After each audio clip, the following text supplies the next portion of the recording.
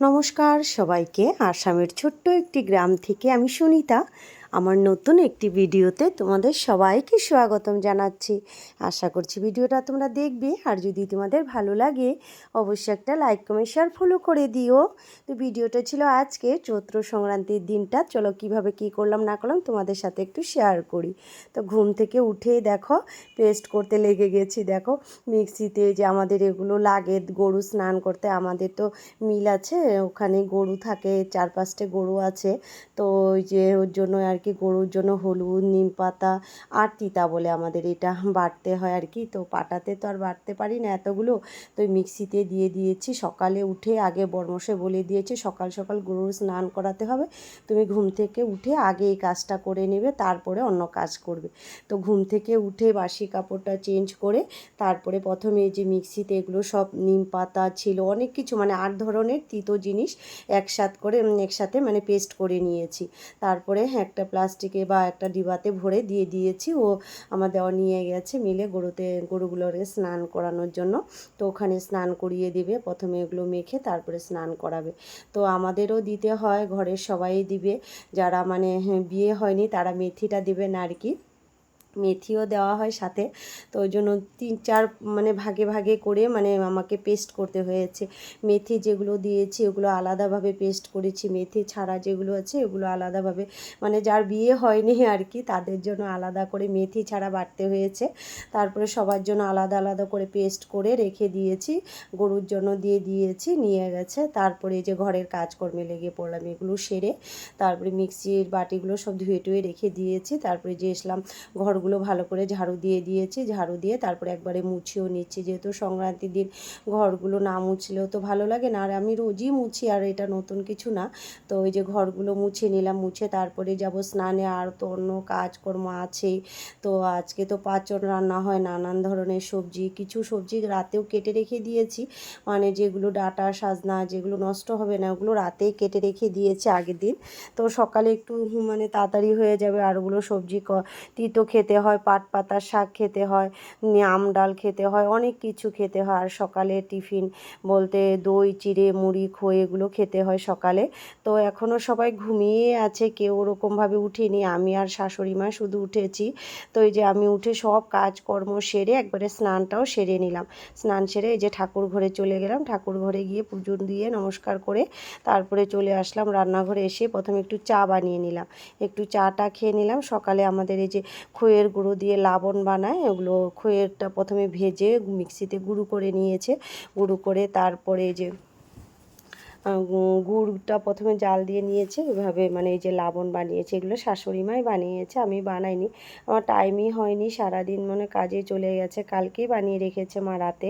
তারপরে এগুলো দিয়ে একটু চা খেয়ে নিলাম। তো এগুলো সবাই খেতে হয় আমাদের। তো চাটা খেয়ে তারপরে যে এদিকে মেয়েকে ব্রাশ দিয়েছি, ও উঠে গেছে, ওকে ব্রাশটা দিলাম, ও ব্রাশ করছে। তা আমি এদিকে সবজি কাটতে বসে গেছি, মাও তো আমার আগেই বসে গেছে চাটা খেয়ে। তারপরে আমিও বসে পড়লাম, এই যে সব কিছু সবজি কেটে নিলাম, অনেক কিছু সবজি পাচন হয়, তো পাচনে অনেক কিছু সবজি লাগে দিতে হয়। তো মাও কাটছে আমিও কাটছি, এদিকে নারকেল কুড়াতে হবে, নারকেলের চেলি করতে হবে, টমেটো চাটনি হবে, তিতকলা ভাজি, পাট পাতা শাক হবে, খেসারি ডালের বড়া হবে, অনেক কিছু মানে আইটেম হয়, তো অনেক কিছু রান্নাবান্না হয় আজকে। তো এগুলো কাটতেও জোগাড় করতেও তো অনেকটা টাইম লেগে যায়, রান্না করতে তো সময় লাগবেই, কিন্তু কাটতে ধুতে এগুলো করতে করতেও অনেকটা টাইম লেগে যায়। এদিকে মেয়েকে স্নান করাইনি, কেননা উঠেছে অনেক দেরি করে, তো সবাইকে আজকে হলুদ দিয়ে আমাদের স্নান করতে হয়। তো সবাই বলতে আমার শাশুড়ি মার স্নানটা হয়ে গেছে, এদিকে ছেলে এখনও পর্যন্ত উঠেনি, মেয়ে উঠে গেছে। তো এই যে সবজিগুলো কেটে ওকে স্নানটা করিয়ে দেবো। এদিকে দেখো মাও সবজি কাটছে, আমিও কাটছি। এদিকে টমেটো তিতকলা এগুলো কেটে নিলাম, তারপরে যে পাট পাতার শাকটাকেও কেটে নিলাম, কেটে রেখে দিলে মানে তাড়াতাড়ি রান্নাবান্নাটাও সেরে যায়। আজকে না রান্নাবান্নাটা মাই করবে, পাঁচনটা মাই বানায় প্রত্যেক বছর, আমি বানাই না, মাই রান্না করে পাঁচনটা, আর খেতেও খুব টেস্টি হয়, খুবই টেস্টি হয় খেতে পাঁচন। তো এদিকে দেখো আমার মেয়ে ক্যামেরার সামনে এসে যে দেখো কি করছে। তো এদিকে এক এক করে সবগুলো সবজি কেটে নিলাম, সবজি কাটতে কাটতে প্রায় 11টা বেজে গেল।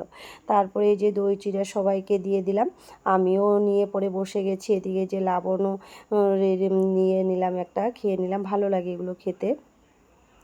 এদিকে মাকে বললাম তুমি খেয়ে নাও, মা বলছে এখন খাবে না, একটু পরে খাবে, খেলে হয়তো ঘুম ঘুম ভাব লাগবে। তো আমি একটু নিয়ে বসে গেছি, এদিকে বরমশাইকে দিয়ে দিয়েছি, ও খেয়ে বেরিয়ে গেছে। তো ছেলে তো এগুলো খেতে চায় না ওইভাবে, তো ও খাবে না, বলছে ওদের বলছে আমাকে ম্যাগি বানিয়ে দাও। তো আজকে বলছে আজকে বাবা আজকে ম্যাগি খেতে নেই, আজকে এগুলো খেতে হয়, ও খাবেই না। তো কোনোভাবে একটু মানে জোর করে একটু খেয়েছে। তারপরে এদিকে দেখো আমিও খেয়ে নিলাম। খেয়ে এদিকে মা রান্না বান্না কোর্স চাপিয়ে দিয়েছে, এদিকে পাঁচনের তরকারিটা বসিয়ে দিয়েছে, আর এদিকে তিতকরলা ভাজি, পাট পাতা শাক, আম ডাল এগুলো হয়ে গেছে।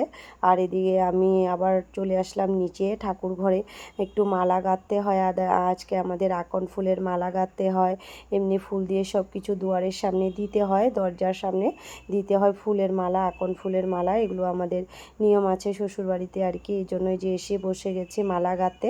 দেখো মালা গাঁথাটা হয়ে গেছে, এখন এই যে দুয়ারের সামনে দেবো আর কি।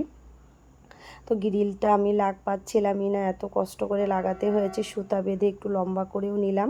তো মালাতে এত ফুল ছিল না যে এত বেশি লম্বা করে মালা গাঁথবো, তো একটু সুতো দিয়ে লম্বা করে নিলাম। এদিকে দেখো মালাটাও টানিয়ে দিয়েছি। তো সবগুলো দুয়ারে এক এক করে সব মালাগুলো গেঁথে দিয়ে দিয়েছি। এদিকে দেখো পাঁচনটা আমি একটু লাড়া দিচ্ছিলাম, মা বলছিল একটু লাড়িয়ে দিতে। তো এদিকে তারপরে আমি লাড়িয়ে আর ওইগুলো কাজকর্ম সেরে নিলাম। তো দিনটা মানে কাজে কর্মেই কেটে গেল। তো আর ভিডিওটা